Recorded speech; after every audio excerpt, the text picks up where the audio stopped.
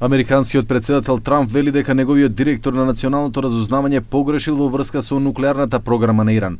Тулси Габард, директорка на националното разузнавање, во март пред Конгресот кажа дека американските шпионски агенции веруваат дека Иран не донел одлука за изградба на нуклеарно оружје.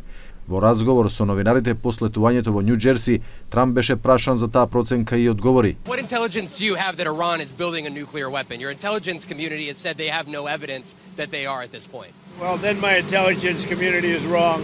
Who in the intelligence community said that? Your director of national intelligence, Tulsi Gabbard. She's wrong. На прашањето за пораката на иранскиот министер за надворешни работи до САД да го повикаат Израел да престане со нападите со цел да се седне повторно на преговарачка маса за нуклеарниот договор, Трамп вели. Well, I think it's very hard to make that request right now. If somebody's winning, it's a little bit harder to do than if somebody's losing.